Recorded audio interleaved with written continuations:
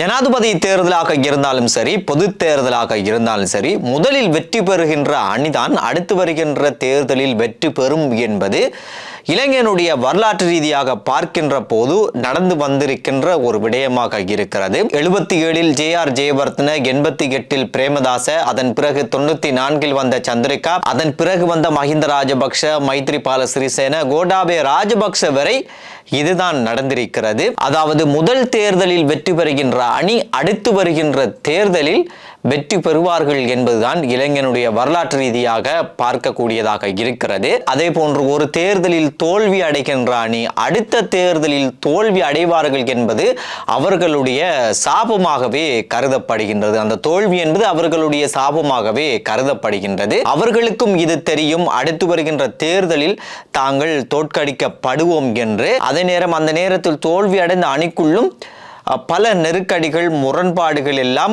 வர ஆரம்பிக்கும். அதுதான் இப்போது நடைபெற்று கொண்டிருக்கிறது.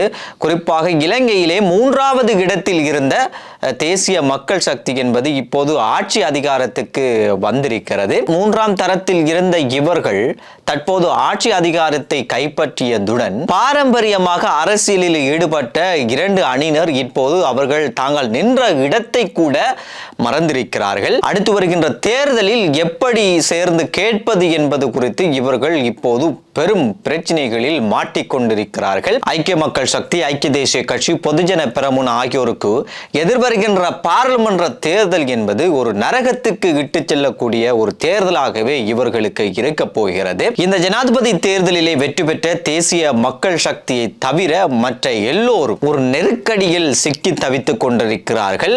குறிப்பாக சிலிண்டர் அணியினரும் கூட இப்போது ஒரு நெருக்கடியிலே சிக்கி தவிக்கின்றார்கள். எதிர்வரக்கூடிய பாராளுமன்ற தேர்தலிலே எந்த சின்னத்தில் போட்டி இடுவது என்பது குறித்து இவர்களுக்குள் இப்போது கருத்து முரண்பாடுகள் ஏற்பட்டிருக்கிறது. அதே நேரம் ஐக்கிய தேசிய கட்சியும் எஸ்ஜேபியும் ஒன்று சேர வேண்டும் என்கின்ற ஒரு கருத்தும் வெளிப்பட்டது. ஆனால் இப்போது அந்த ஒன்று சேருதல் என்பது முடிவுக்கு வந்திருக்கிறது என்றுதான் சொல்லலாம். ஏனென்றால் ஐக்கிய மக்கள் சக்தியிலே இருந்து ஒரு நிபந்தனை பிறப்பிக்கப்பட்டிருக்கிறது. அது ஐக்கிய தேசிய கட்சியினுடைய தலைமை பதவியிலிருந்து ரணில் விக்ரமசிங்கே நீக்கப்பட்டால் மாத்திரமே ஐக்கிய தேசிய கட்சியோடு நாங்கள் சேரப்போகிறோம் என்கின்ற ஒரு நிபந்தனையின் காரணமாக இப்போது அந்த பேச்சுவார்த்தையும் முடிவுக்கு கொண்டு வரப்பட்டிருக்கிறது. இருந்தாலும் கேஸ் சிலிண்டரில் இந்த முறை ஜனாதிபதி தேர்தலில் இறங்கிய இந்த அணியினர் இப்போது எதிர்வரக்கூடிய பாராளுமன்ற தேர்தலிலே கேஸ் சிலிண்டர் சின்னத்தில் இறங்குவதா அல்லது கதிரை சின்னத்தில் இறங்குவதா அல்லது வேறு வகையான ஒரு சின்னத்தில் இறங்குவதா என்பது குறித்து இவர்கள் இப்போதும் கலந்துரையாடி கொண்டுதான் வருகிறார்கள். இன்னும் இவர்கள் ஒரு இறுதி தீர்மானத்துக்கு வரவில்லை. இதற்கிடையிலே ரவி கருணாநாயக்க கூட தன்னுடைய அன்னம் சின்னம் கட்சியினுடைய அந்த அன்னம் சின்னத்தை சிலிண்டர் சின்னமாக மாற்றி தருமாறு தேர்தல் ஆணைக்குழுவிடம் கூறியிருக்கிறார். ஆனால் தேர்தல் ஆணைக்குழு எதிர்வருகின்ற 2ஆம் தேதி கூடி இந்த முடிவை எடுக்கப் போகிறது. தேர்தல் ஆணைக்குழு தொடர்ந்தும் அண்ணன் சின்னத்தை வழங்கப் போகிறதா அல்லது அண்ணன் சின்னத்துக்கு பதிலாக கேஸ் சிலிண்டர் சின்னத்தை வழங்க போகிறதா என்பது குறித்தான முடிவை 2ஆம் தேதி தான் பார்க்க வேண்டியிருக்கிறது. இருந்தாலும் சிலர் கேஸ் சிலிண்டர் சின்னம் கிடைக்காவிட்டால் நாங்கள் அன்ன சின்னத்திலே கேட்போம் என்கின்ற முடிவில் இருப்பதாகவும் பேசப்படுகிறது. இன்னும் ஒரு பக்கத்தில் முன்னாள் பிரதமர் தினேஷ் குணவர்த்தன கூட இன்று அவர் ஒரு கலந்துரையாடலை மேற்கொண்டிருக்கிறார். அந்த கலந்துரையாடலையும் கூட கேஸ் சிலிண்டரா அல்லது அன்னம் சின்னமா அல்லது கதிரை சின்னமா அல்லது வேறு என்ன வகையான சின்னத்தில் போட்டியிடுவது என்பது குறித்தான ஒரு முக்கியமான ஒரு கலந்துரையாடலிலும் ஈடுபட்டு வருகிறார்.